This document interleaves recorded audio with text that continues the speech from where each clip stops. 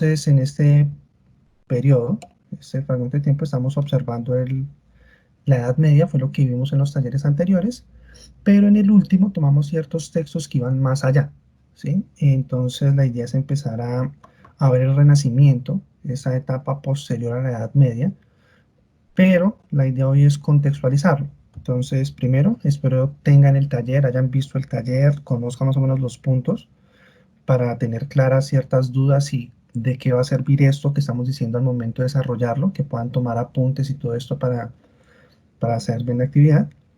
Y entonces contextualizo rápidamente.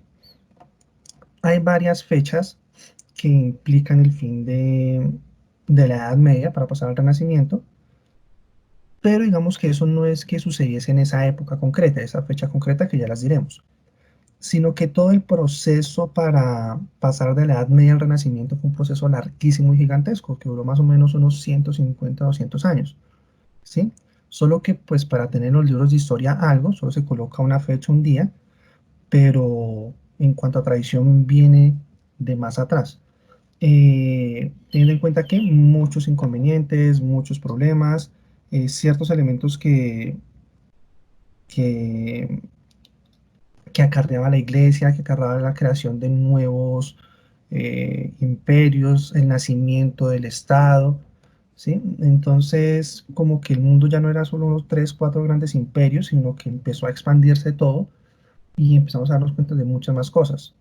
Reitero, la Edad Media duró un poco más de 1000 años, entonces es un tiempo considerable frente a lo que vino después.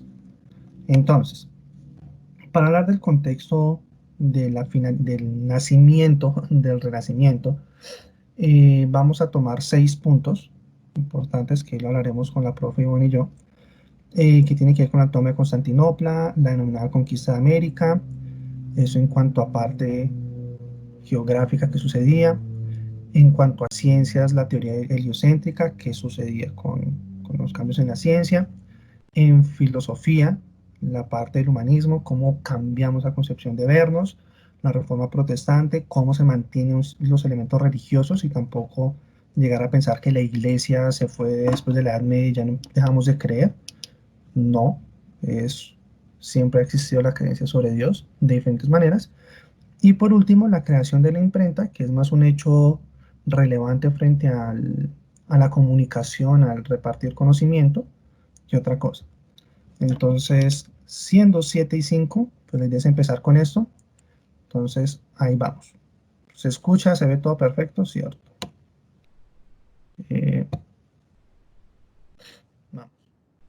Entonces, la primera fecha que se toma para muchos como el fin de la Edad Media y el nacimiento del Renacimiento es el 29 de mayo de 1453, el día en el que el Imperio Otomano puede acceder a la ciudad de Constantinopla y tomarse esa ciudad, que siempre fue el bastión político de todo el Imperio bizantino y que desde que se acabó el Imperio Romano de Occidente y solo quedó el Imperio Romano de Oriente en el 400 y poquito, siempre la capital del Imperio Romano de Oriente quedó en Constantinopla. Es decir, uy, ahí la quedó abajo. Entonces, siempre fue ese centro cultural en- y primero, el tiempo, es decir, el Imperio Romano fue un imperio que duró mucho más de 1000 años, ¿sí? Eh, que duró mucho más el Imperio Romano que el tiempo que hemos pasado sin el Imperio Romano, ¿sí? Desde que se acabó, hemos pasado un poquito menos de 600 años y solamente en la Edad Media duró 1000 años, sin contar todo lo que pasó antes de la Edad Media. Entonces es reconocer la importancia de ese imperio, que tuvo mucho que ver y se expandió y tuvo ciertas vertientes con la iglesia, con el papado, con todo lo que sucede dentro de Italia. Entonces como que una comunión intelectual o de necesidades a lo largo de Europa, pero que también fue quebrándose por la llegada de los musulmanes, por el nacimiento de otras formas de ver, por problemas económicos. Entonces todo eso fue moviéndose. Entonces ese año los otomanos toman Constantinopla y eso trae ciertos cambios políticos muy, muy importantes. Vamos con este mapa. Lo que se ve en rojo pues es un mapa medio antiguo tiene que ver con el camino de la seda, que es viejísimo, muy viejo, posiblemente el primer camino económico que se construyó, eh, pero que se siguió usando durante muchísimos tiempos. Y es importante ver cómo, si ven la línea roja de izquierda a derecha, cómo era el paso de Europa a Asia, ¿sí? Cómo tenían que cruzar por debajo de Grecia y se iban por la parte marítima para poder llegar a la India, para poder llegar a China y hacer todo esto. ¿Qué pasaba si iban por acá arriba o algo así? Pues que hay más montañas, hay cambios de clima drásticos, entonces era un poco más complicado y más peligroso. En cambio, por este camino que se ve en rojo, era mucho más sencillo, ¿sí? ¿Por qué? Porque solo había mar y habían terrenos llanos, ¿sí? Uno que otro desierto, pero ningún problema. Ese es conocido como el Camino de la Seda, digamos que se siguió utilizando mucho tiempo. Si bien en este punto central dice Estambul. Estambul es la capital hoy en día de Turquía y en su tiempo Constantinopla queda en lo que hoy es Estambul. Estambul geográficamente tiene algo interesante, que creo que ya lo hemos hablado, y es que una parte queda en Asia y mucho, la mayoría de su parte queda en Asia y una parte muy pequeña queda en Europa. Entonces, sí, como que es ese paso entre Europa y Asia.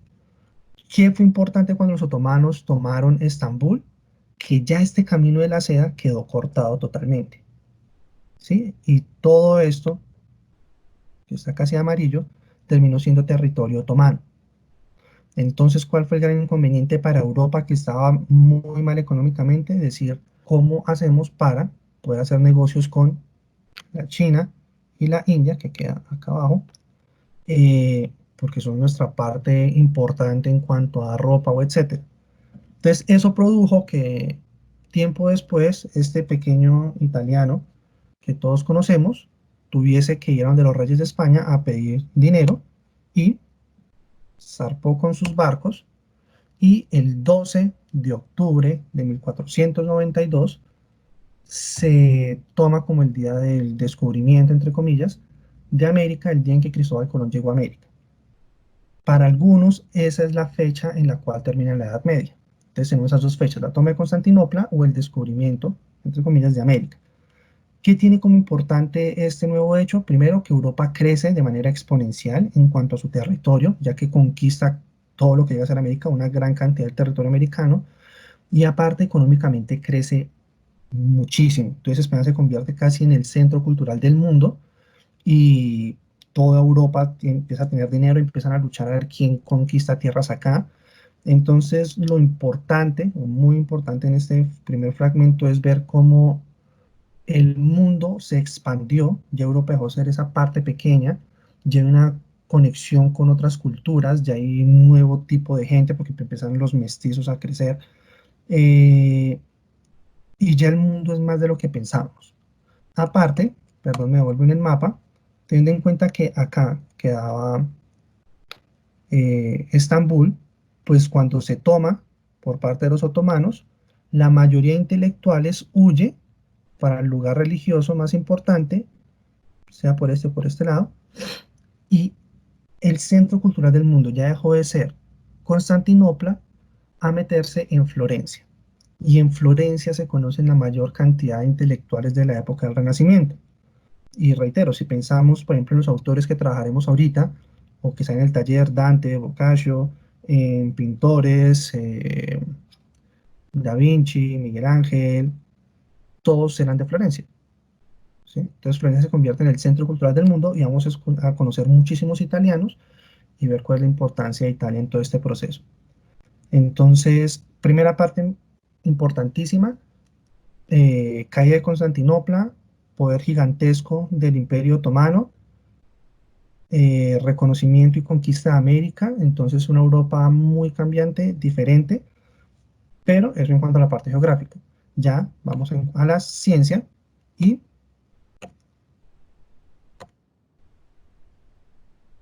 sigue eso.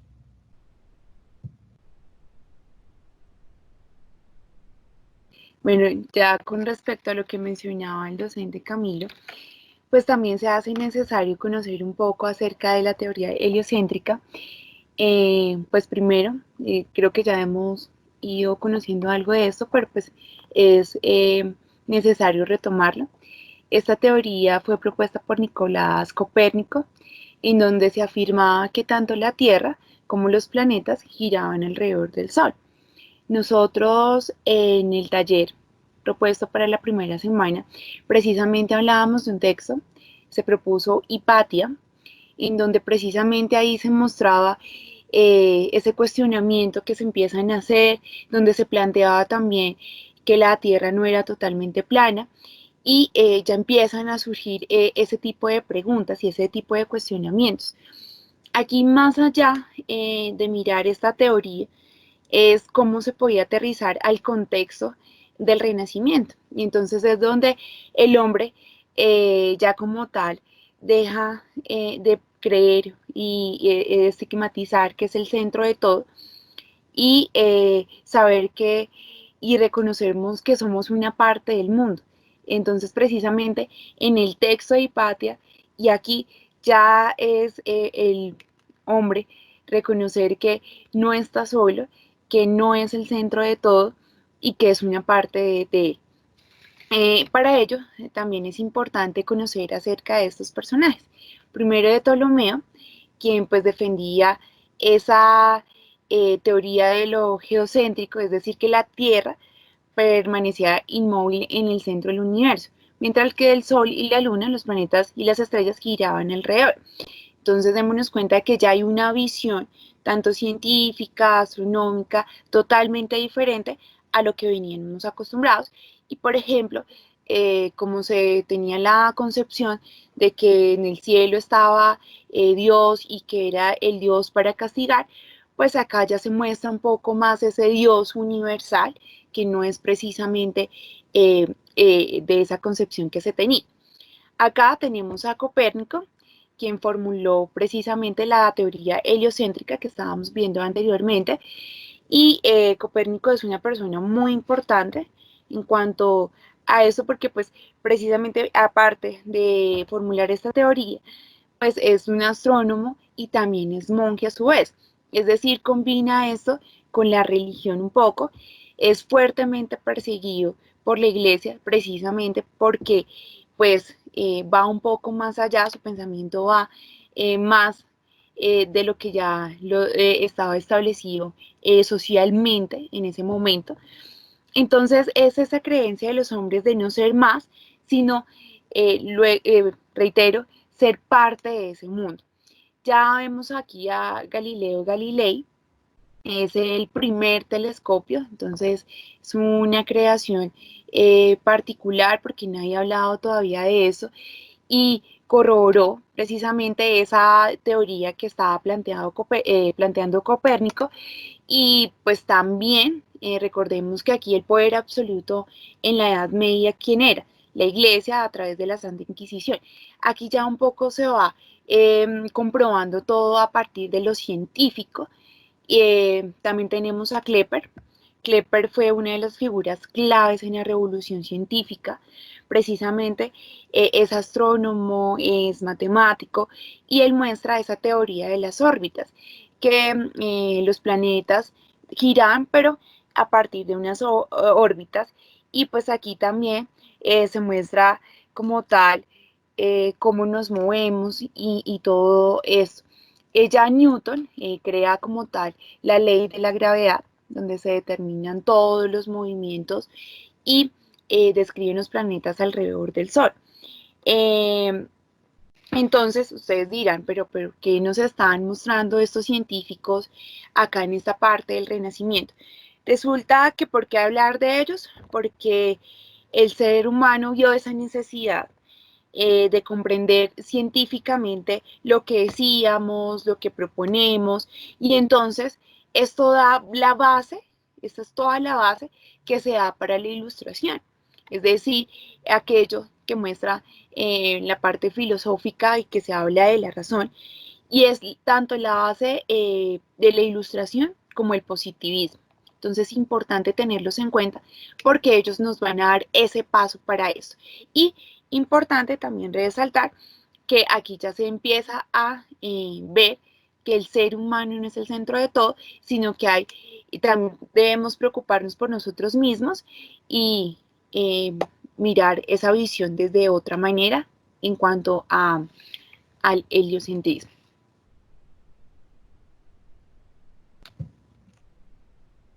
Entonces, ya vimos un poco contexto, la importancia de la ciencia en cuanto a determinarnos qué somos en todo esto. Y pues lleva entonces a pensarnos, bueno, ya no está ese Dios gigantesco que nos culpa, sigue existiendo, pero no es tan punitivo, no es tan feroz. Bueno, ¿nosotros qué? ¿Sí? En nosotros como humanos, ¿qué? Porque hemos pensado en lo mal que hacemos, en el pecado, en el evitar hacer, pero en cuanto a la vida y lo que de verdad somos, ¿qué? Entonces nace como corriente filosófica, cultural, el humanismo. ¿Qué es lo que pone? Sí, pasamos a ese antropocentrismo, que ya pasamos de Dios el centro de todo lo que hacemos, al hombre el centro de todo lo que hacemos, pero identificando por qué lo hacemos, qué somos, ¿sí? Cómo somos, qué queremos, qué no queremos. Eh, Todos tenemos algo malo, hay que hacemos. Y esencial e importante, no dejar de preguntarnos, ¿sí? No dejar que la duda ya se extinga, sino seguir preguntando y no ver que sea algo malo que Dios va a castigar por eso, sino la duda es importante. Entonces el humanismo tiene como fuente o como fundamento eh, el hombre, el humano desde todas sus perspectivas, desde la perspectiva mala, desde la perspectiva buena, desde lo político, desde las artes, desde todo. Y es cómo representamos al humano. Entonces obviamente todos reconocerán esta imagen de Da Vinci, en la cual pues se muestra casi anatómicamente cómo o perfectamente cómo llega a ser el hombre. Algo que sí hay que recalcar es que muchas veces y en una gran cantidad las representaciones físicas humanas fueron más hombres que mujeres y de pronto las más reconocidas siempre fueron hombres que mujeres. Entonces uno puede ver cuerpos desnudos como este de Da Vinci o el David que hace Miguel Ángel, y no puede reconocer tanto mujeres desnudas o simplemente con los senos desnudos, pero el torso siempre cubierto por algo, como la Venus de Milo. Eh, entonces el humanismo dice, bueno, pensémonos, analicémonos, mirémonos y qué sacamos de nosotros, ¿sí? Teniendo en cuenta también en la ciencia, en este momento empieza a aparecer las primeras autopsias para mirar cómo funciona el cuerpo, que en la Edad Media la persona moría y ya se incineraba o se enterraba porque no había posibilidad de otra cosa, era prohibido o era un sacrilegio abrir el cuerpo. Aquí empezamos a abrir el cuerpo y darnos cuenta cómo funcionaba el corazón, cómo funcionan los órganos, cómo funcionamos. ¿Sí? Obviamente no del todo porque aún seguimos en proceso de averiguar muchas cosas, pero ese descubrimiento del cuerpo, más allá de llevarnos a pensar que somos unas máquinas y todo funciona de una manera lineal, nos llevó a admirar nuestro cuerpo, ¿sí? A trabajarlo, a entender que si Dios lo creó, creó algo muy bien hecho, ¿sí? Y muy complejo.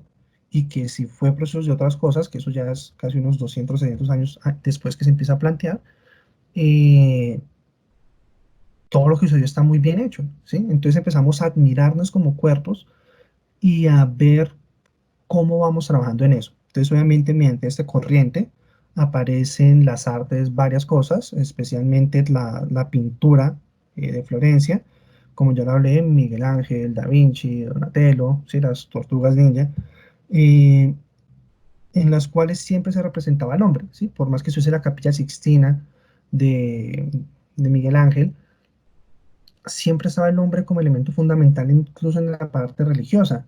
En Da Vinci también se ve la invención del hombre, y uno sabe que el producto, lo que más produjo Da Vinci en un tiempo, fueron inventos, sin muchos en torno a la guerra, porque podía ser algo que lo llevara a tener plata, pero, pero siempre en cuanto al ser humano. Entonces, importante para dar claro el humanismo es darnos cuenta que somos interesantes, que somos muy bien hechos, que tenemos muchas cosas por reconocernos y que ese conocer al ser humano es un principio para empezar a explorar todo lo que está después, ¿sí?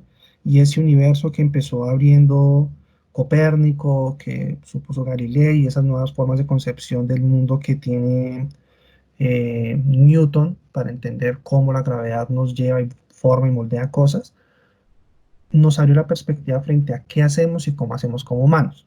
Entonces retomamos primero la parte geográfica con conquistas y derrocamiento de imperio, la ciencia, el nacimiento de pasar a observar el espacio, el hombre ya como centro cultural, y ahora la religión no se va.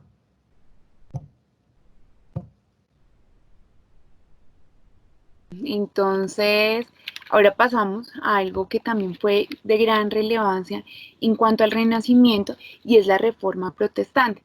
¿Qué era la Reforma Protestante? Era un movimiento religioso en el cual no todos estaban de acuerdo con la Iglesia. Acordémonos que estaba pasando en la Edad Media con la Iglesia, poder absolutamente de todo, Santa Inquisición. Entonces aquí, en cuanto a la Reforma Protestante, pues no todos están de acuerdo con ello, con la Iglesia. Y pues aquí ya se estaban tomando la iglesia atribuciones que no le correspondían, por ejemplo, cobrar por poder perdonar los pecados. Entonces aparece este personaje que está aquí, Martín Lutero, eh, y pues él defendía un poco eso de si creemos en Dios y en la iglesia, pero no en la interpretación que estaba haciendo la iglesia en ese momento. Entonces él es como esa voz de los demás, quien dice, pues estamos cansados de la iglesia, pero no estamos cansados de Dios como tal. Europa en ese momento está en una crisis muy fuerte. La iglesia trata de tomar el poder a través de una contrarreforma y esa contrarreforma precisamente nace como esa oposición a los pensamientos que estaban en ese momento manifestando en contra de ese pensamiento de la iglesia. Entonces uno tiende a creer que pues la guerra interna más grande ha sido en Colombia, pero resulta que uno se pone a evidenciar, por ejemplo, en Irlanda, duró más de 300 años y esa guerra interna precisamente se dio por este tema de la reforma protestante por más de 300 años entre protestantes y cristianos. Y pues esta guerra no solo fue de estar en desacuerdo del pensamiento, sino fue bastante cruel, en donde fue algunas causas muy difíciles de solucionar. Entonces, esta forma protestante que nos está proponiendo Lutero, pues era esa forma de contrarrestar y nace de esas eh, agresiones o más de una denuncia de lo que estaba pasando, pues qué decisiones toma como la iglesia con respecto a lo que estaba pasando, pues ser más laxa, ser más caritativa, ser más humana para poder atraer nuevamente los feligreses, ya que pues ese pensamiento y eso ya estaba generando un poco de eso con las personas de la Edad Media.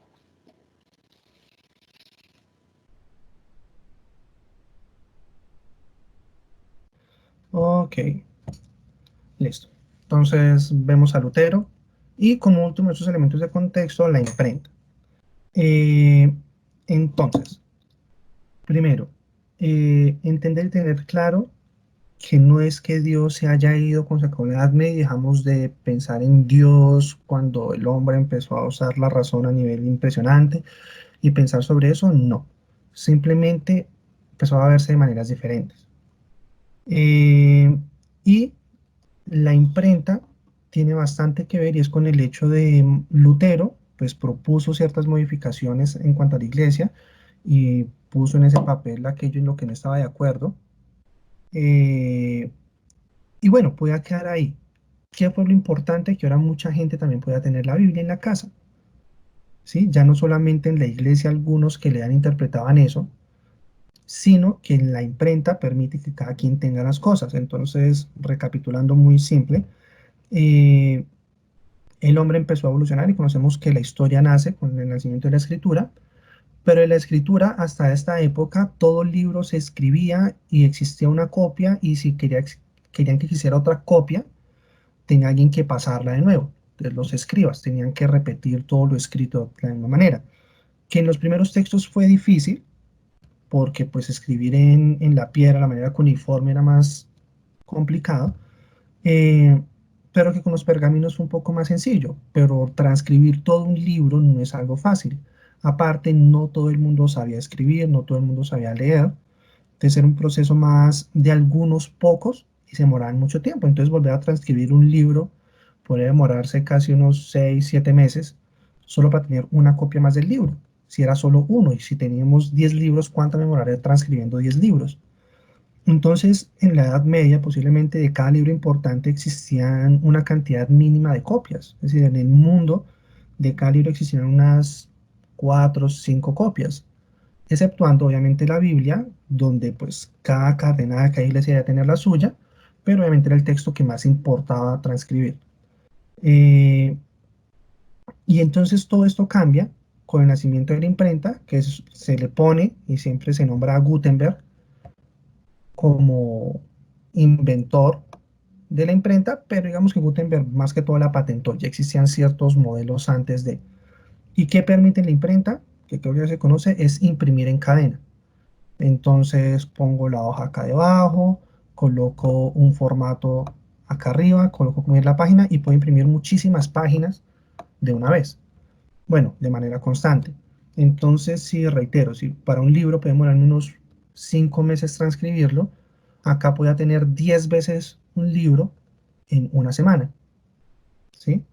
Igual, tampoco implica que entonces todo el mundo empezó a leer y todo el mundo tenía, no, porque el acceso a la escritura y a la lectura era de muy pocos. Entonces, la imprenta permite que todo el mundo pudiese tener acceso, reitero, no todo el mundo, sino un mundo intelectual pudiese tener. Y eso sirvió a Lutero porque entonces ya cada quien podía tener su Biblia y cada quien interpretaba a su manera.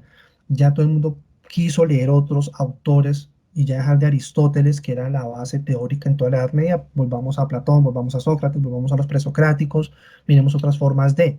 También se tomaron, por ejemplo, lo que se habla ahorita, el texto de Hipatia, bueno, no el texto de Hipatia, sino estudios de otras personas que, bueno, retomemos y miremos, ¿sí? Y pues de nuevo, como hecho curioso, interesante y que sabrán, el primer texto que imprimió Gutenberg pues fue la Biblia, ¿sí? Ya es muy diciente eso. Eh, entonces, digamos que este contexto, nombramos creo que 5 elementos importantes, la parte geográfica en cuanto a nueva concepción de mundo, eh, la parte científica en cuanto al universo, cómo vemos el resto y cómo Dios empieza a interactuar con el universo, siendo más amplio lo que es. La tercera, el humanismo, cómo la filosofía cambia y pasamos a poner al hombre en el centro del conocimiento. La reforma protestante, en la cual notamos que no cambió la religión, mucho, no se dejó de creer, sino existieron diferentes formas de verlo. Aparte del luteranismo con Martín Lutero, existió el calvinismo, que fue un poco más idílico y se promulgó casi solo en un pueblo, pero ese pueblo era perfecto para algunos. Se empezó a reforzar la labor del trabajo manual, que en la Edad Media fue un poco prohibido porque se notaba medio mal hacer ese tipo de cosas.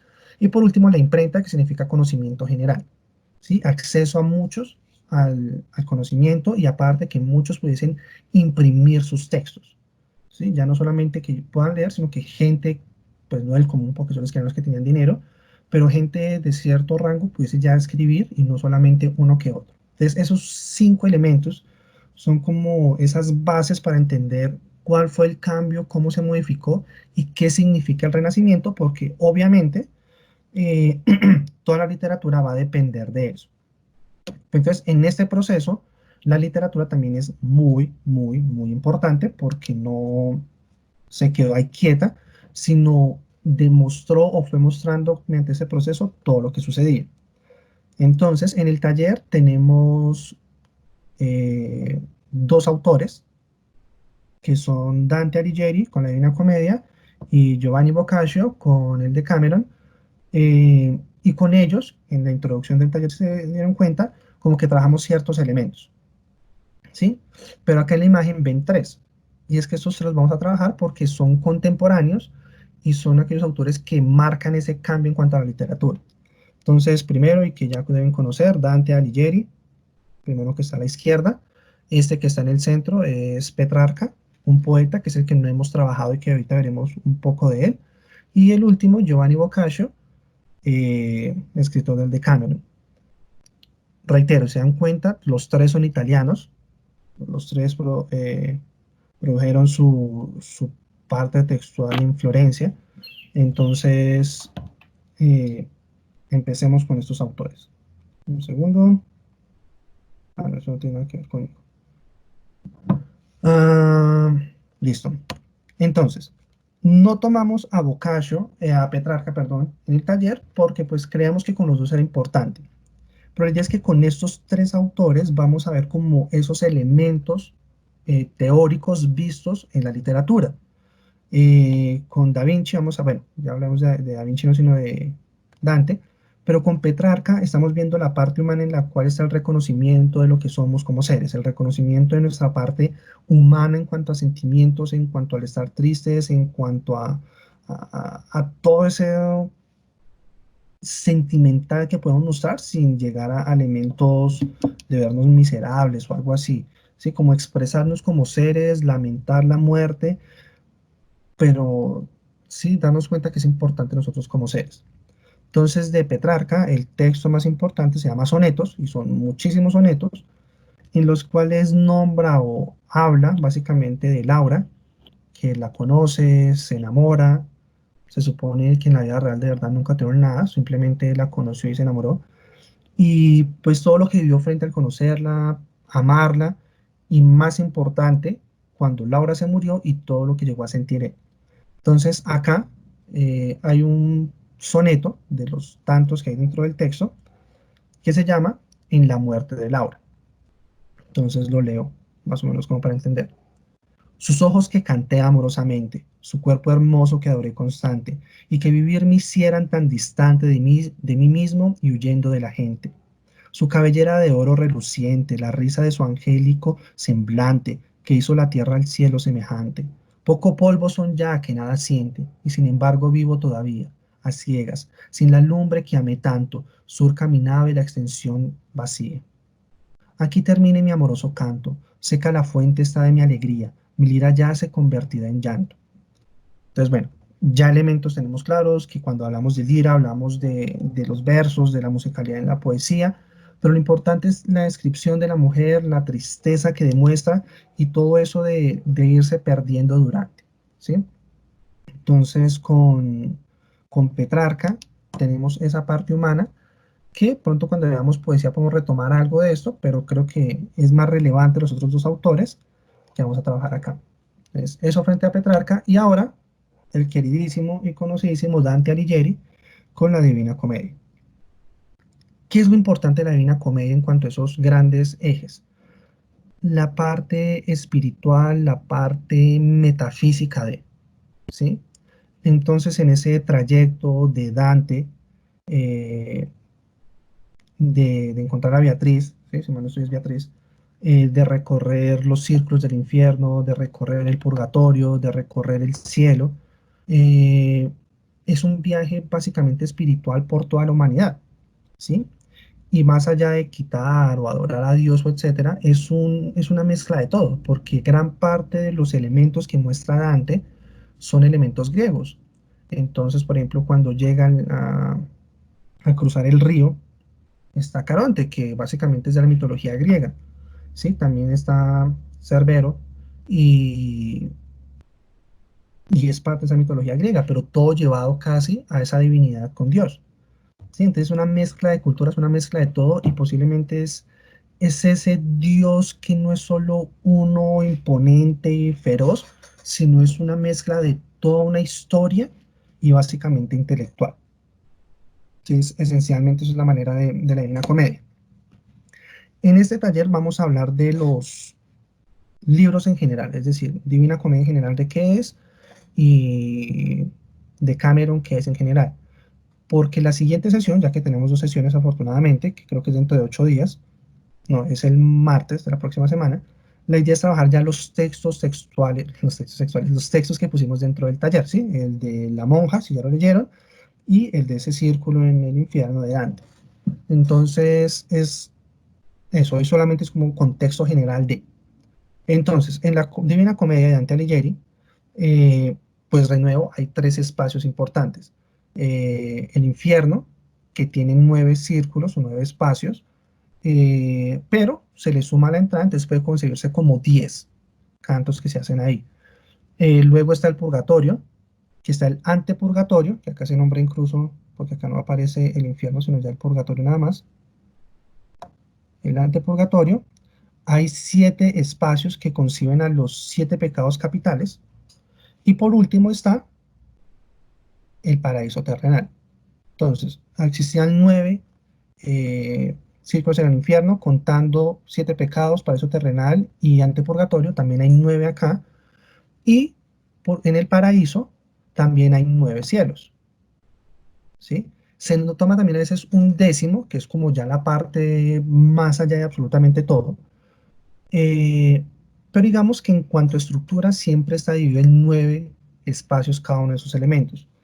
Si recordamos, Dante ingresa al infierno buscando a Beatriz y se encuentra con Virgilio. Virgilio, retomamos, fue el escritor de la gran epopeya de los romanos, la Eneida. Entonces, para muchos, Virgilio fue el mejor poeta que existía. ¿Sí? Pues especialmente una tradición romana, pues el gran texto de los romanos fue la Eneida. Entonces, Virgilio siempre se convirtió como ese símbolo de sabiduría y de literatura.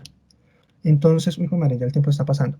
Entonces, tener en cuenta como esa estructura y que en cada uno de los pasos que va dando Dante encuentra algo diferente. ¿Quién está en el infierno y por qué? Entonces, casi cada uno de los cantos va diciendo esa razón. ¿Qué pasa en el cielo y quién está? En cada uno de los pecados capitales, ¿qué tipo de gente hay? ¿Sí? Entonces, es una crítica a la sociedad, es un demostrar cómo somos, es un demostrar nuestros miedos, nuestras angustias, en busca o mediado frente a una historia de amor. Y ahora, el de Cameron.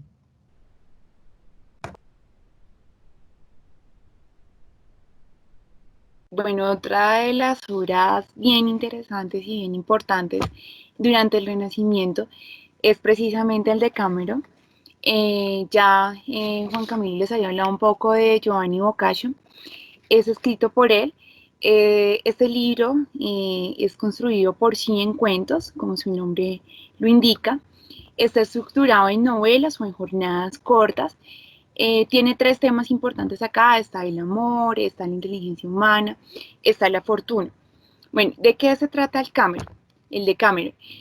Hay 7 chicas que están huyendo y escondiéndose porque en ese momento tienen angustia de contagiarse de la peste negra. Si lo contrarrestamos un poquito con la situación que estamos viviendo ahorita, pues ya nos imaginaremos un poco de esa angustia de que tenían ellas del contagiarse y pues ver cómo estaban muriendo. Entonces ellas deciden pues ir a buscar como un sitio en el que se puedan resguardar. Pues en ese camino encuentran a 3 jóvenes a los cuales los invitan con ellas. Se resguardan en una especie de cabaña en la cual pues ellos deciden que como forma de entretención se van a empezar a contar historias. Entonces deciden que cada uno de ellos, estamos contando que son 10 personas, cada uno de ellos van a contar 10 novelas en un día. Entonces, al transcurrir, pues vamos a ver que son ya 100 historias que se han contado y pues si lo podemos contrarrestar acá un poco, pues también esta estructura que se da en el Decameron también se puede contrarrestar un poco con las Mil y Una Noches, que también tienen como tal la misma estructura en la cual todas las historias, hay una macro historia desde la cual se van a ir desglosando más historias. El número 10 es muy importante, empezando con el número, ¿cierto? De Cameron.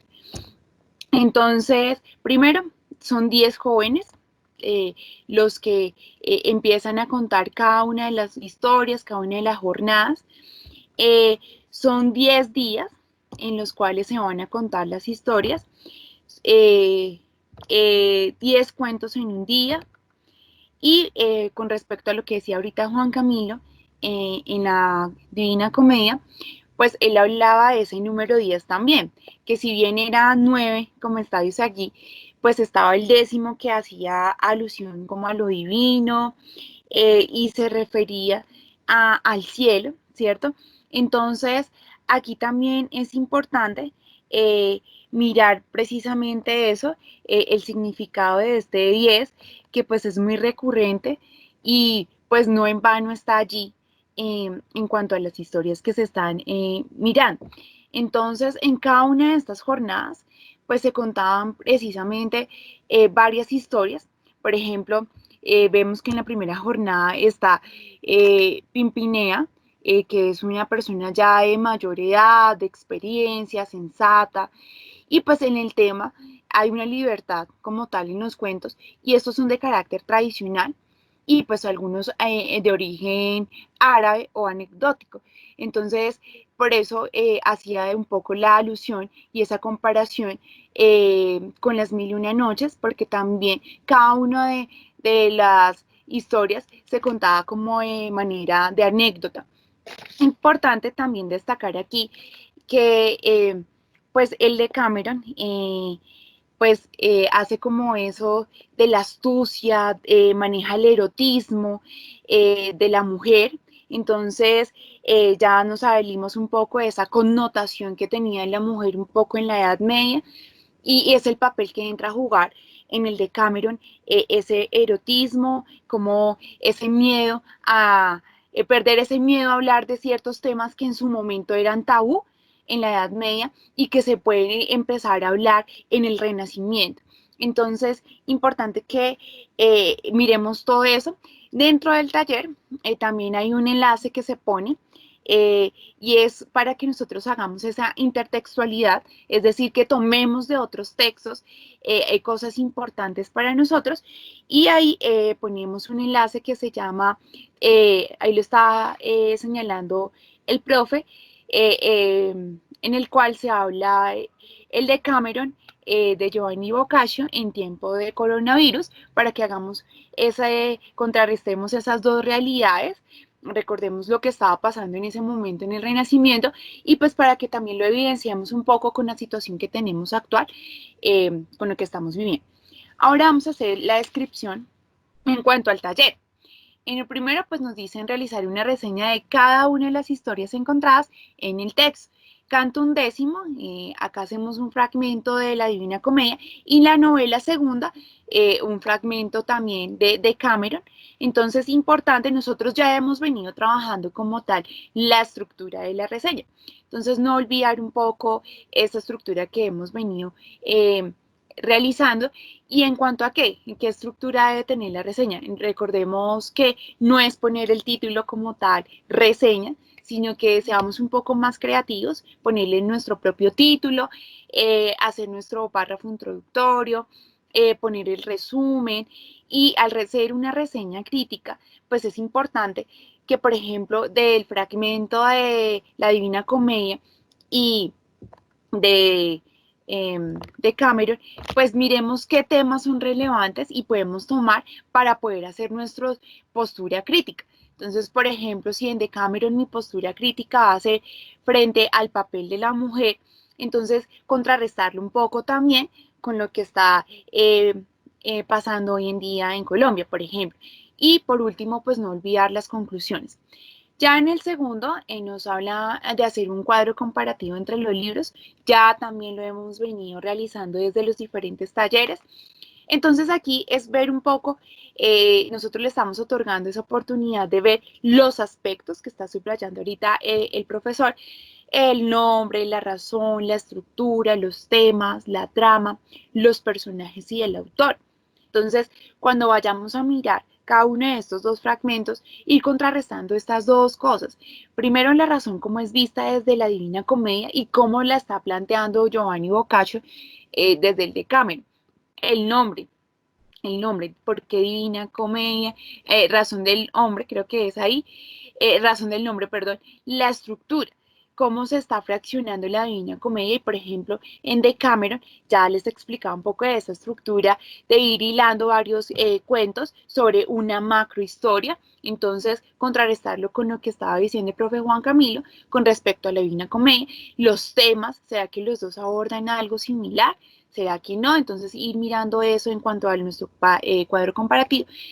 Por último, los personajes, no es solo mencionarlos, por ejemplo, en la Divina Comedia de Dante, en el de Cameron a una de las reinas que se menciona, sino mirar, ir más allá, qué se puede, qué similitudes o qué diferencias hay entre los personajes que plantean como tal los autores y el autor, qué diferencias habrá entre Dante Alighieri y con Giovanni Boccaccio.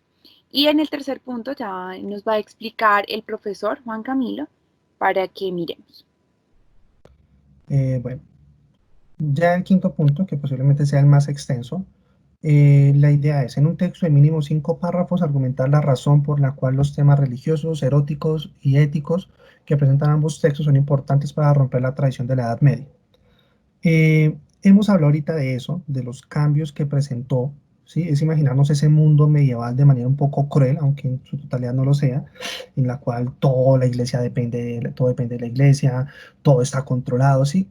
¿Qué tiene que ver un mundo así, pensémoslo, con cómo el erotismo, cómo ver a Dios de otra manera, empieza a modificar esa manera de verlo, ¿sí? Entonces es mirar cómo, mucho tratar de hacer una intertextualidad entre nosotros, de cómo eso que estamos leyendo rompe toda una tradición de casi 1000 años, ¿sí? Y creo que ya le dijimos, por ejemplo, cuando hablamos del humanismo y lo desnudo, es ver una concepción diferente del cuerpo. Lo ético en cuanto a la iglesia no puede decir tantas cosas como con el luteranismo. Lo religioso cuando hablamos de Dante y en la ciencia en la cual Dios existe, pero tiene un espacio diferente dentro. ¿Sí? Entonces es como tratar de hilar todo eso y dar como nuestro punto frente a la idea. Dice después, se debe tomar como ejemplo los textos leídos, es decir, puedo tomar algo del infierno de Dante, que el texto pues habla también de cosas religiosas, o esa historia de la monja en el convento, para decir, bueno, por ejemplo, esto pasaba, por ejemplo, esto es, en el texto se nombra, y tener citas textuales. Citas textuales, reiteramos, es tomar elementos textuales tal cual están en el libro, en los textos, para ponerlos ahí. Si quieren citar los textos, perfecto, es la idea, pero si de pronto dicen, no, vamos a tomar algo de otra página, un elemento más importante, no hay ningún problema. Lo importante es saber citar. Si algo, ya cuando se sube ese video a YouTube, dejaremos debajo del enlace, pues todas las normas, por normas para citar, pero creo que no es necesario, ¿sí?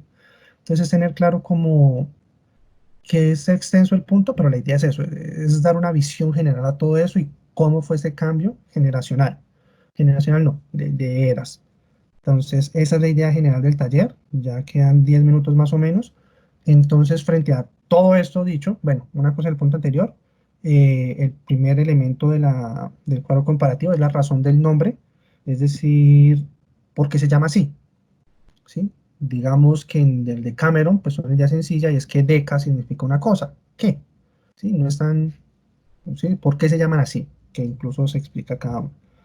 Entonces, ahora sí, después de toda esta contextualización, un poco de explicar más o menos eso, preguntas o inquietudes. Reitero, también tener en cuenta que la próxima sesión vamos a ahondar en ambos textos y vamos a releer y mirar lo importante de cada uno de los textos que se pusieron. Entonces, preguntas, inquietudes de parte de ustedes. Ahora, Divina Comedia, canto undécimo. Primero, acá si ven de fondo hay una imagen y es una representación del capítulo, ¿sí? Vamos a dejar la imagen ahí y si tienen el texto, vamos al texto, si no, ya comparto. La idea es que revisemos un poco el texto, hagamos una lectura rápida, un análisis de todas estas partes, ¿sí? Reitero, es importante porque casi que estaremos medio resolviendo entre todos el taller, pero de una manera dinámica, dinámica en cuanto a qué relación de habla. Y eh, si no hay participación, obviamente no llega a ser tan fácil hacerlo. Entonces creo que es este el documento. Listo, ahí se ve, ¿cierto? El PDF.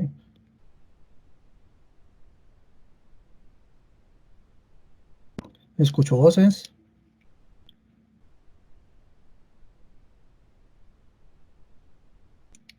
De nuevo. Sí, señor. Sí, se ve, Sí, sí se ve. listo. Entonces la mayoría lo tendrá. Reitero, les dice hacer una lectura. Por favor, se sigue la lectura. Vamos mirándolo y vamos aclarando cosas. Si al momento de leer, digamos que explico algo, pero alguien tiene una duda frente, venga, ¿qué significa esa palabra? ¿O cómo así esto otro? Es momento de preguntar, ¿listo? Entonces empezamos. Primero, si se ven en la estructura, tanto de la Divina Comedia como el de Cameron, hay algo que uno puede ver que en la época sucedía y es que al empezar cada capítulo o canto o novela en el de Cameron, siempre hay un resumen de lo que va a tratar. ¿Sí? Bueno, acá puse más. Siempre hay un resumen concreto de qué va a tratar. Cuando miremos la parte del de Cameron, también hay un resumen cortico de qué va a tratar el capítulo. ¿Sí? Entonces, como una idea en la cual ellos, más allá de contar el final, lo que importa es la manera como se está narrando. Y pues eso es bastante interesante. Entonces empiezo la lectura. A la extremidad de un alto promontorio, formado por grandes piedras rotas y acumuladas en círculos, llegamos hasta un montón de espíritus más cruelmente atormentados. Allí, para, para preservarnos de las horribles emanaciones y fetidez que despedía el profundo abismo, nos pusimos al abrigo de la losa de un gran sepulcro. Entonces, hasta ahí. ¿Qué sucede? Llegan los dos al infierno y, bueno, a ese círculo del infierno, pero de una característica y es que huele horrible, ¿sí? Entonces dice horribles emanaciones y fetidez, es decir, el olor es asqueroso en eso. Y dice, ¿dónde pararon ellos? Hay una inscripción que decía, encierro al Papa Anastasio a quien Fontino arrastró lejos del camino recto. Eh,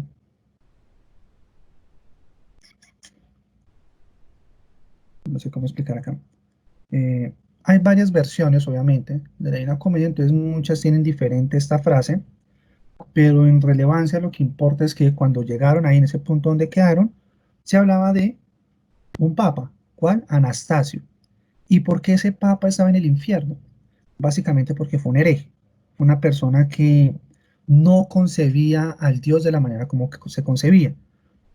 Entonces muchas veces se habló de la Santa Trinidad y que Dios era bueno, perfecto, bueno, y todo eso, y que básicamente la idea de Jesús era la idea de la perfección frente a. Entonces cuando se tomaba si era Dios netamente eh, perfección o Jesús es Dios, o si Jesús era parte humano o la versión humana de Dios o el Hijo de. Entonces ahí existieron varias versiones y digamos que Fontino estuvo como desacuerdo, digo, Anastasio estuvo en desacuerdo con lo que propuso la iglesia en ese momento y más allá de decir no creo y Dios no existe o es ateo, fue una concepción diferente de Jesús y por ende se le condenó como hereje. ¿Sí? Entonces digamos ya en esa primera parte nos dice y nos indica con ese señor de qué va a hablar este infierno. ¿Listo? Entonces dice la primera parte, es preciso que descansemos aquí lentamente, a fin de acostumbrar de antemano nuestros sentidos a este triste hedor, y después no tendremos necesidad de precavernos de él. Es decir, acostumbrémonos a este dolor feo. Así habló mi maestro y yo le dije, busca algún recurso para que no perdamos tiempo inútilmente. A lo que me respondió. Y acá en este párrafo básicamente se resume todo el capítulo. ¿Listo? Ya ves que en ello pienso, hijo mío, continuó. Y en medio de estas rocas hay tres círculos que se estrechan gradualmente como los que has dejado. Todos están llenos de espíritus malditos, más para que después te baste con solo verlos. Oye cómo y por qué están aquí encerrados. Va a contar que la injuria es el fin de toda maldad que se atrae el odio del cielo y se llega a este que redunda en prejuicio de otros, bien por medio de la violencia o bien por medio del fraude. Y entonces hago una pregunta general. ¿Qué hay en este círculo?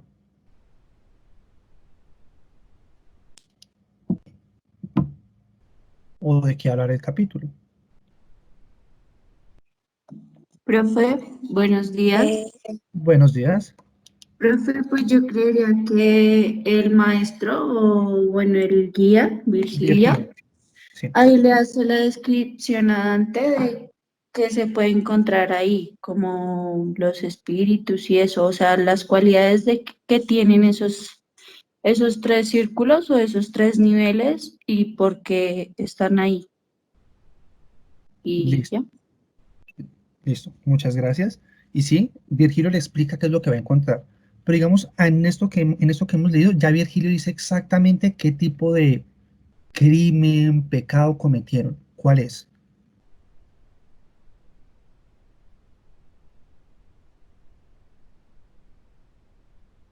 Una de ellas es la injuria, Es la injuria.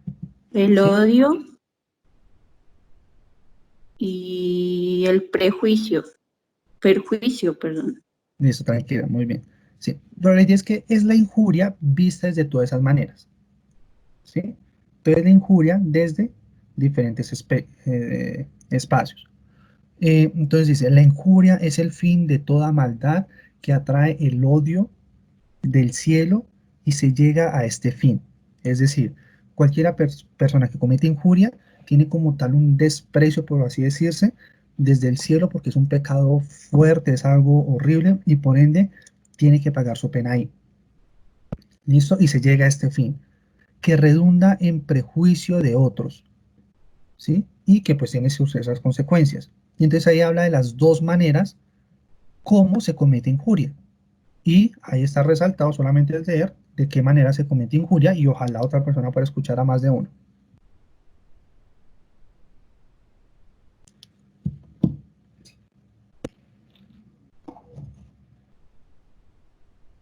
Hello. por medio de la violencia y del fraude. Listo. Entonces, dos maneras. Una cuasi física, que llega a ser violencia, ingerir algo en otro, aunque sabemos que hay muchos tipos de violencia. Y otra, el fraude, que siempre implica la necesidad de engañar al otro. ¿Listo? Entonces, violencia en cuanto a hecho de se sabe lo que se va a hacer, fraude mediante el engaño. ¿Listo? Entonces, injuria mientras esas dos formas. Ahora, leemos, continuamos esta lectura y ya vamos a un cuadro para ir explicando mejor todo eso. Pero como el fraude es una maldad propia del hombre, por eso es más desagradable a los ojos de Dios. Y por esta razón los fraudulentos están debajo, entregados a un dolor más vivo. Todo el primer círculo lo ocupan los violentos, círculo que está además construido y dividido en tres recintos, porque puede cometerse violencia en tres clases de seres. Entonces, el primer círculo tiene tres compartimientos que son cometerse violencia contra tres clases de seres, contra Dios, contra sí mismo y contra el prójimo. Y no solo contra sus personas, sino también contra sus bienes, como lo comprenderás por estas claras razones.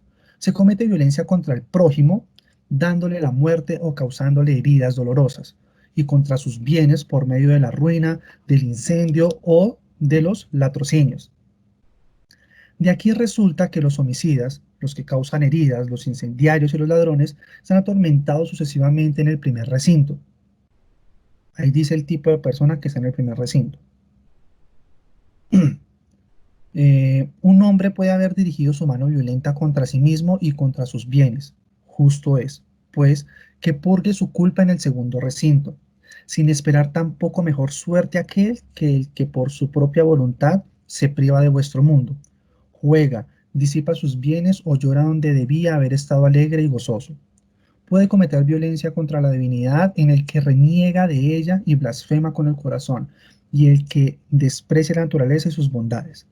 He aquí por qué el recinto más pequeño marca con su fuego a Sodoma y Caors. Espero reconozcan que es Sodoma. ¿Sí?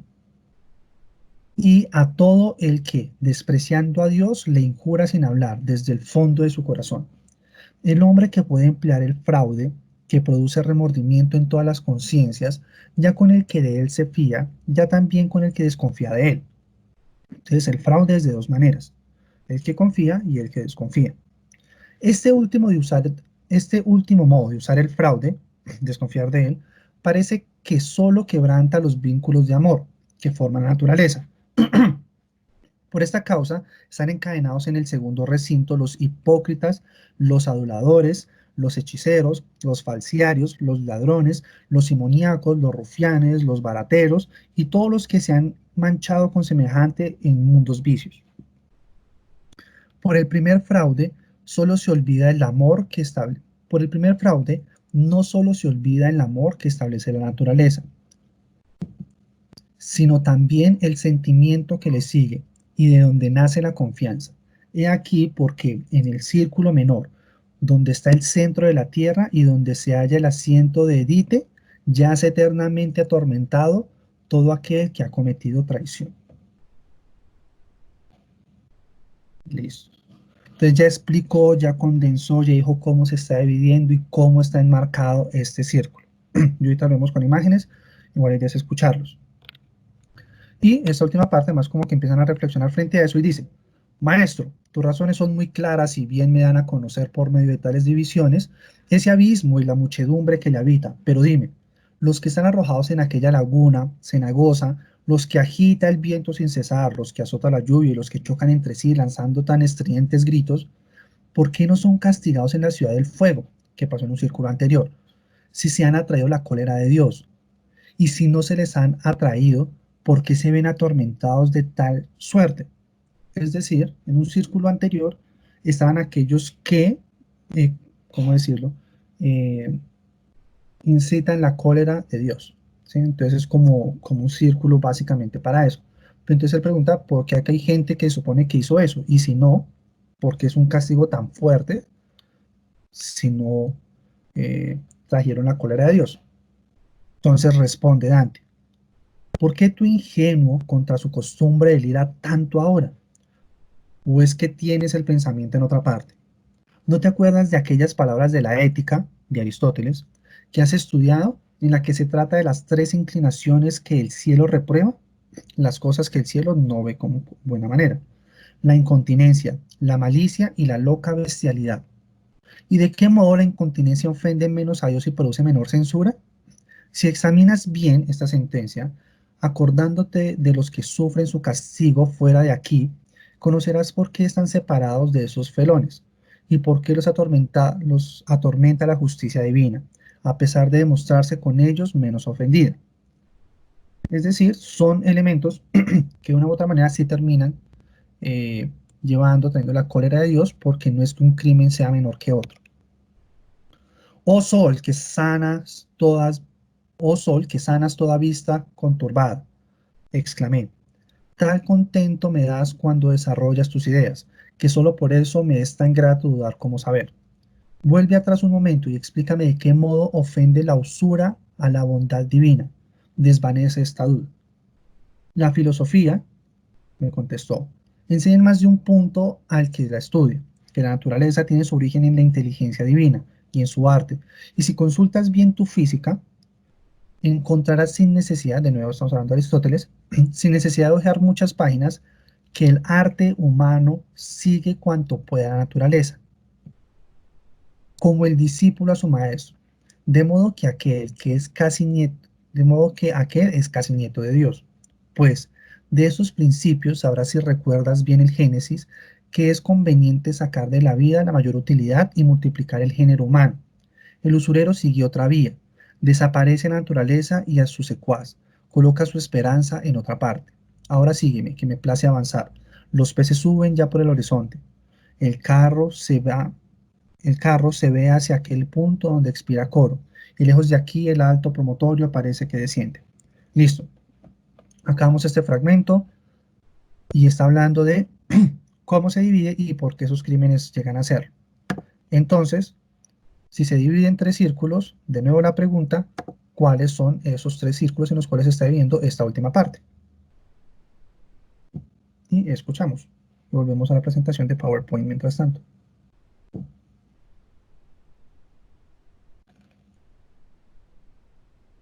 O si alguien puede, entre comillas, explicar o decirnos esta imagen de qué trataría, o cómo esta imagen representa lo que está hablando el capítulo.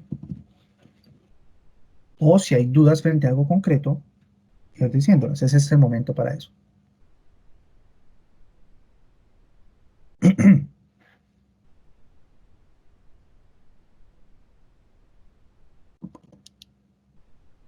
Es tiempo de escucharlos.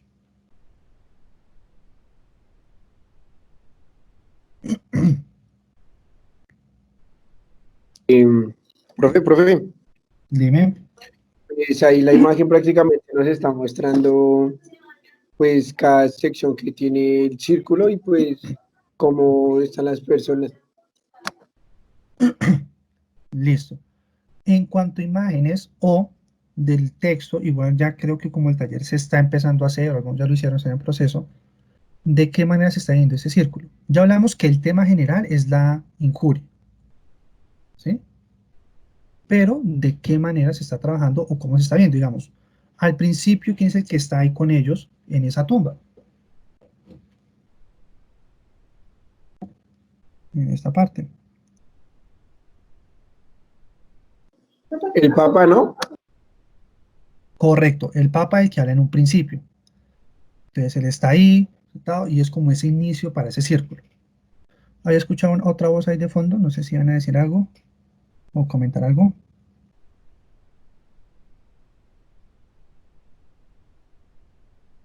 No. Listo. Está el Papa que acusaron de hereje y es ese inicio para esos tres círculos.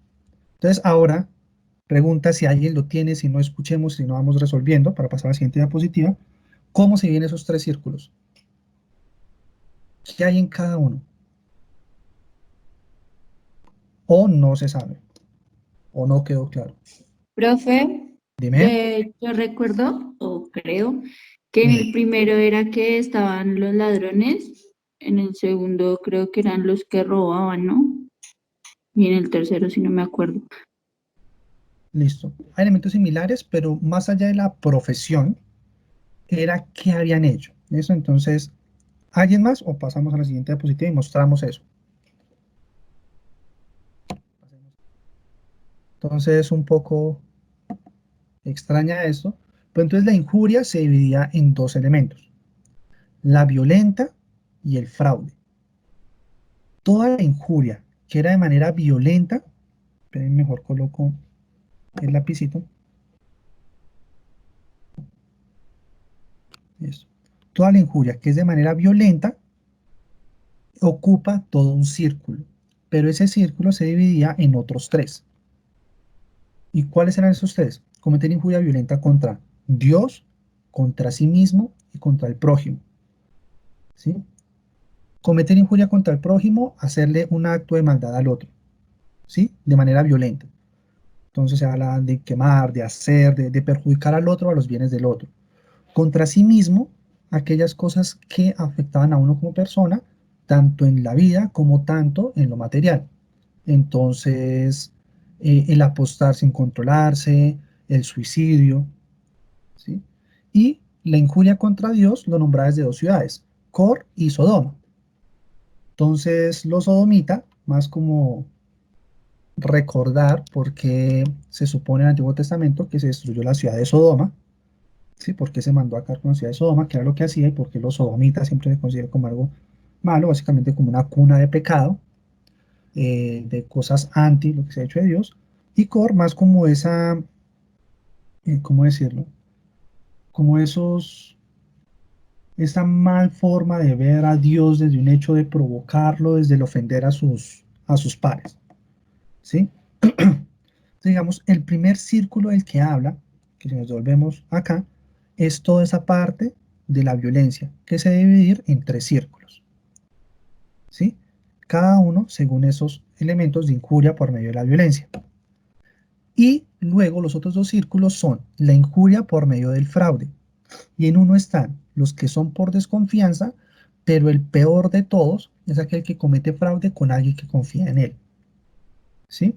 Entonces, fraude por desconfianza es básicamente hacer algo contra otra persona aunque no está tan convencida.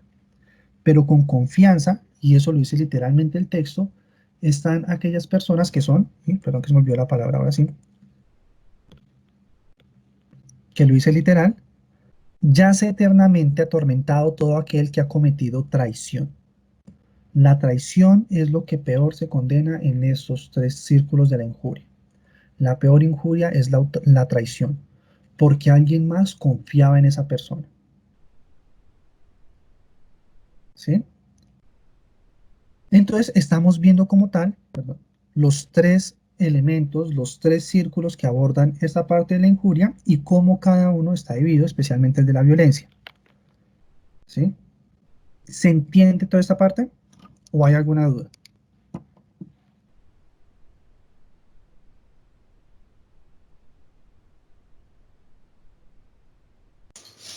¿Se entiende, profe? Listo. Sí, profe, está claro. Listo, muchas gracias. Obviamente, con eso no estamos respondiendo los puntos, pero sí aclarando para que al redactar sea mucho más concreto de qué se quiere hablar, ¿sí? Entonces, listo. Esto vemos en la Divina Comedia. Ahora la pregunta sería, ¿cómo esto marca el paso de una Edad Media que veamos muy encerrada, muy cohibida, a un renacimiento mucho más amplio en cuanto a la concepción del hombre y todo lo que somos como hombre? ¿Qué llega a cometer o cómo podemos ver desde acá todo ese paso de un lado hacia el otro?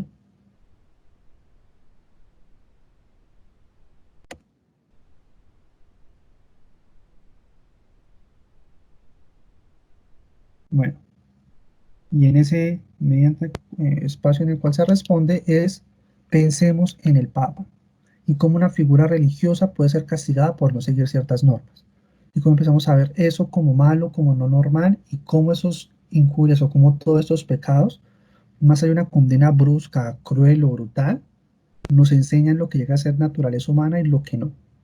Por ende, se castiga mucho más fuerte aquel que, mucho, el fraude con alguien de que confiaba que con el que desconfíe, ¿sí? Y por ende es peor el fraude que la violencia, porque la violencia es algo que puede ser medio animal, pero el fraude, que es cuando la persona es consciente de sí, es peor, ¿sí? Entonces ya pronto ahondaremos un poco al final. Y sigamos con el Decameron, novela segunda, jornada novena. Y ahora, se supone que ya más o menos ya una semana con el taller. ¿De qué trata este texto? ¿Quién lo puede resumir o comentar?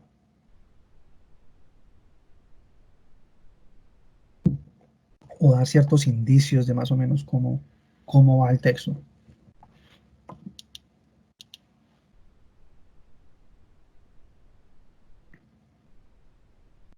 No one.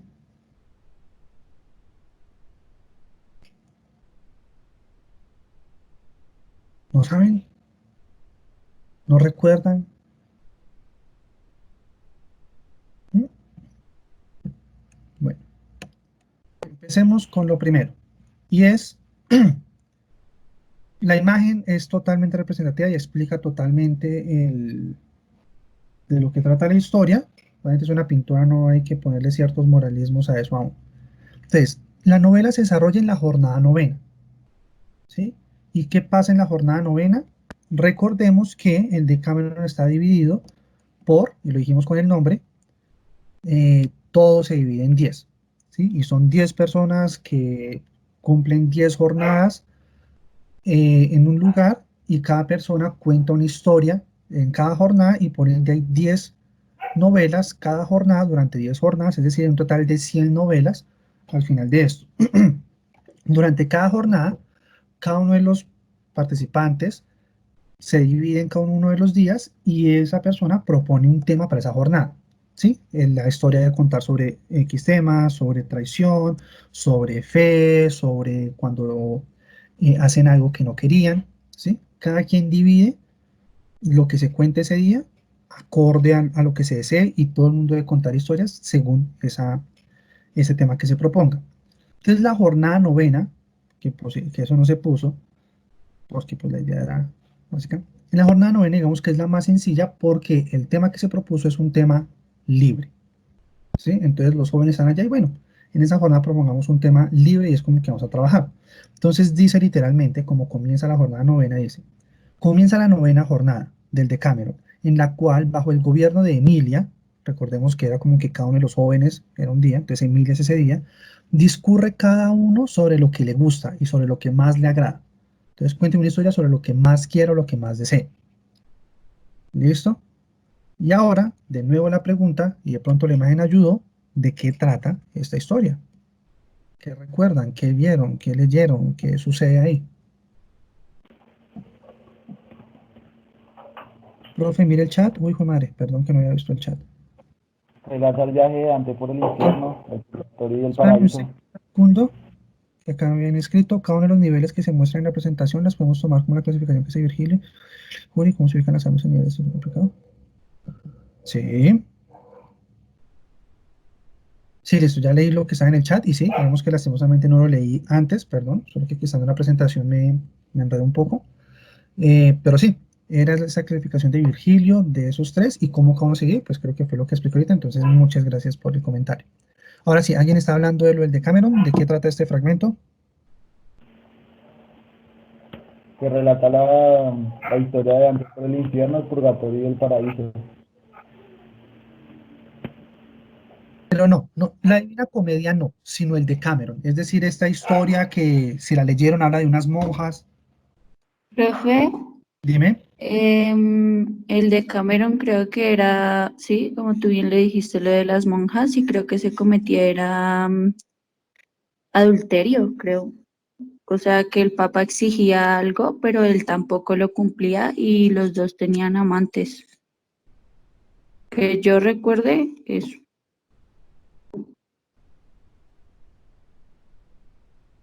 Listo, perdón, estaba conectando el cable de poder, que se me va a acabar la batería, pero sí, eso es, digamos que la idea general es, en un lugar religioso algo sucede, pero es como esa doble moral en la cual está mal eso, no se debe hacer, pero la persona que castiga es la que está haciendo eso, ¿sí?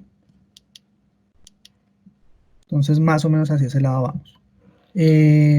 Acá están viendo de nuevo el PDF, que se explica en un principio qué fue el de Cameron. No sé si han visto en los textos que se envían, que siempre hay una marca de agua de fondo, una imagen de fondo. Esas imágenes siempre tienen que ver con los textos, a veces las coloco muy vivas, y esta imagen que aparece en esta página, pues es la imagen que tengo en la presentación, entonces por si no se ha visto bien. Digamos que la imagen describe muy bien toda la historia, ¿sí? Entonces leamos acá donde dice el resumen de esta parte, porque obviamente hay que añadir mucho más. Se levanta una abadesa apresuradamente, como una especie de, no sé decirlo, y perdónenme quien conozca más, una monja superior, no sabría cómo bien se podría nombrar. Esperen un segundo que no me está cargando esto y se me puede descargar el computador.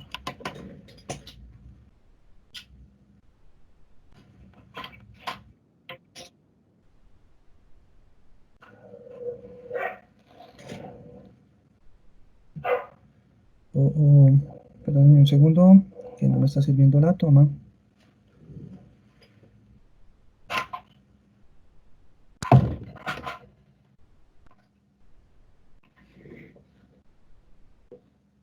Ya, ahora sí, lo siento. Se levanta una abadesa, así como una especie de monja superior, por decirlo, apresuradamente y a oscuras para encontrar a una monja suya.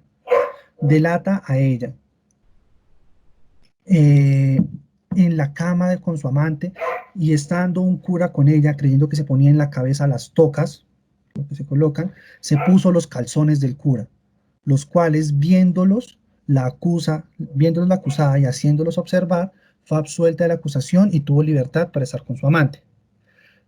Ese fragmento nos resume absolutamente todo. Bueno, ¿alguien está pidiendo la palabra?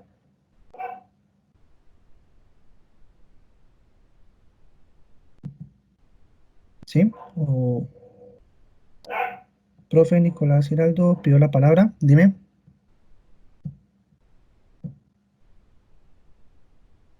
Hola. O ya no. Ah, ya no. Listo. Entonces, si no la han leído, ahí se resume todo, pero vamos a hacer un resumen muy sencillo, pero igual, porfa, lean la historia, ¿sí? Porque hay muchos detalles que son los que importan al realizar los textos. Voy a hacerlo tipo cosa extraña y voy a hacernos con muñequitos la explicación. Entonces pongamos el PowerPoint. Listo. Entonces nos encontramos en un monasterio, más o menos. ¿Y qué sucede en la historia? Está una monja en su proceso, y pues ella de vez en cuando hace ingresar a un joven con el que tienen relaciones ahí. Obviamente todo eso no se describe mucho, creo que, bueno, así como explicamos por qué escogimos ese texto en la Divina Comedia, pues también hay que explicar por qué este texto en el Decameron. Primero, porque el Decameron tiene varias novelas y aparte sí, no queremos una muy extensa porque pues la idea es que puede ser concreta y decir bastante. Segundo, la historia trae mucho de doble moral y es muy importante hablar eso. Creo que es el punto relativo y muy, muy relevante en esto. Y tercero, es una historia que no tenía tanto contenido sexual como otras, ¿sí? El Decameron es un libro muy erótico y hay muchos fragmentos donde se detalla absolutamente todo. Entonces, entonces la idea era un texto donde no estuviese todo eso, ¿sí? Que no se mostrase eso. Entonces, listo. Entonces, este texto, este fragmento, este cuento, pues no muestra tantos elementos y pues es importante, solamente como que describe muy por encima, entonces ahí ya se entiende. Perdón si hay ruido de perros, pero están jugando acá al lado mío. Listo. Entonces, estaba en ella y a veces se ingresaba el joven para tener relaciones ahí dentro del monasterio sin que nadie se diera cuenta. Pero habían unas que eran un poco chismosas y siempre aparecían por ahí, ¿sí? Hasta que una se dio cuenta una vez que ella estaba haciendo eso. Entonces les dijo a las amigas, vamos a escondernos por acá y cuando ella lo ingrese, vamos de una vez y le decimos a la Madre Superiora lo que está sucediendo para que la castigue, un castigo ejemplar. Entonces en todo ese proceso dijeron, listo, hagámoslo. Y esperaron noches, no pasaba, otras noches, no sucedía, hasta que por fin pasó. La vieron, entró al joven, entonces fueron de una vez a decirle a la Madre Superior lo que estaba sucediendo. Ella pues estaba en su cuarto y decidió entonces parar lo que estaba haciendo, se alistó rapidísimo y salió, ¿sí? Y entonces vio a la joven haciendo eso con él y los regañó, les dijo lo que tal cosa, un elemento y lo otro, y una vez los llevó a una especie de medio juzgado para condenarla por lo que estaba haciendo. Y pues obviamente ella chantada, siempre tiene la cabeza agachada sin poder saber qué decir o qué hacer. Entonces durante todo este tiempo ella no era capaz de mirarle a la cara, le estaban diciendo por qué hizo esto, eso es pecado, eso no se hace, su castigo va a ser tal y tal, le colocó un montón de penitencias que de nuevo hay que leer el texto para comprenderlas y esos detalles que estoy pasando por alto acá. Entonces, en todo ese proceso ella no sabía qué hacer hasta que, bueno, como que necesitaba responder, decir algo y alzó la cabeza y miró. Y cuando se dio cuenta, la Madre Superiora no tenía lo que normalmente usa en la cabeza, sino que tenía, como vimos en esta imagen, unos calzoncillos en la cabeza.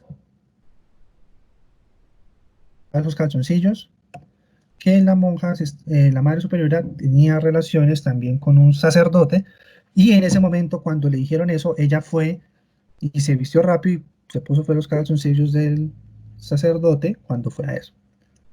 Entonces es una historia un poco extraña, entonces obviamente ya después de eso la Madre Superiora, bueno, sí, se le disculpan todos sus pecados, esto es humano, no podemos condenarnos por esto, y pues dejó como que de vez en cuando cada quien pudiese ingresar a un joven si deseara, ¿sí? Entonces la historia es un poco extraña, tiene ese carácter erótico que posee todo el Decameron, pero tiene también esa idea de la doble moral, ¿sí? Que es muy relevante frente a, y no es tanto la iglesia es mala, no es tanto todo está mal hecho, sino en ese entorno de cómo juzgamos a otros por algo que a veces hacemos, sino que sentimos que el otro lo hace mal, pero yo como tengo cierta moralidad lo hago bien, ¿sí?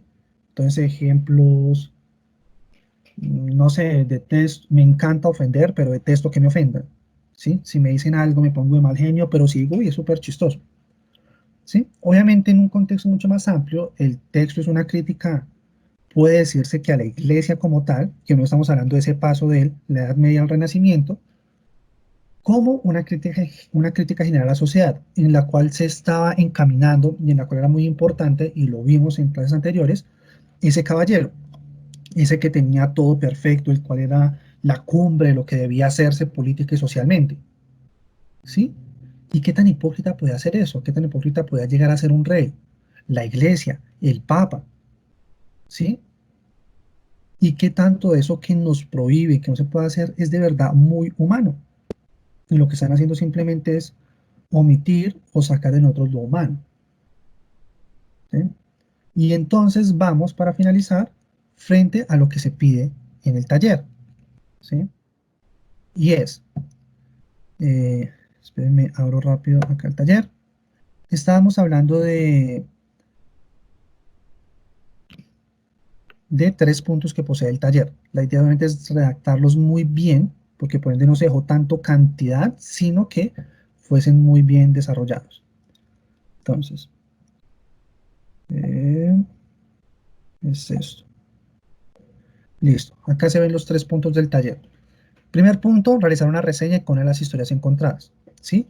Digamos que entre comillas, voy a dejar de decir comillas, todo lo que hemos hecho en este fragmento es una reseña de cada texto. Dijimos de qué trata, cómo se desarrolla y qué significa cada cosa. Sí, esa es la idea. Obviamente con las palabras de cada quien. Por más que hayamos escuchado lo mismo y creamos el mismo texto, dos personas no tienen la misma opinión de un texto. ¿Sí? Entonces no pueden encontrarse dos textos de la misma manera escritos. Es así sencillo. Pero espero ya quede claro de qué trata cada uno y cómo hemos desarrollado más o menos la reseña, ¿sí? En cuanto a contenido. Cuadro comparativo, bueno, eso ya lo explicamos la vez pasada y con la profe me explicó bien ese punto, creo que es más sencillo en cuanto a lo que significa. Y el último, el tercer punto, que es el que me causa más gusto al leerlo, es, en un texto de 5 párrafos, desarrollar, bueno, argumentar la razón por la cual los temas religiosos, eróticos y éticos que presentan ambos textos son importantes para romper la tradición de la Edad Media. Entonces vimos qué significa cada texto, qué trata, cómo en el infierno se nombra a aquellas personas que no cumplen su palabra, cómo por el otro lado se toma de manera graciosa, erótica, el hecho de cohibir la parte humana en, ¿sí? Ya sea desde lo sexual o como deseemos ver. Entonces, ¿cómo todo esto hace que se cambie una perspectiva de Edad Media a una perspectiva de Renacimiento, en la cual ya vimos todas esas características que hablamos la vez pasada, de heliocentrismo, humanismo, sí, ese nuevo hombre en el cual nos volvemos un centro, pero no abandonamos la idea de Dios, pero seguimos como ampliando ese conocimiento frente a lo que somos nosotros, ¿sí? 5 párrafos es muchísimo, si se hace bien el texto, no, incluso es poco. ¿Sí? 5 párrafos, la idea es para que ninguna idea quede a medias, ¿sí? Y aparte, al desarrollar un párrafo, no es solamente una frase y es un párrafo y paso a la siguiente, ¿sí? Sin desarrollar muy bien qué es lo importante de cada uno de esos temas frente a. Entonces, si por ejemplo, mi texto quiere ir enfocado al texto del Decameron y cómo todo es enmarca y cómo la parte de las monjas representa, muestra y hace, perfecto, ¿sí? De nuevo, y al último se puso, la idea es que en los textos hayan citas textuales, ¿sí? Entonces, un fragmento para poder explicar, para decir. La idea es que se usen los textos que pusimos, pero si alguien lee otra cosa y quiere sacar información de otro lado, no hay ningún problema. Hay que citarlos bien. ¿Listo? Y creo que en general eso.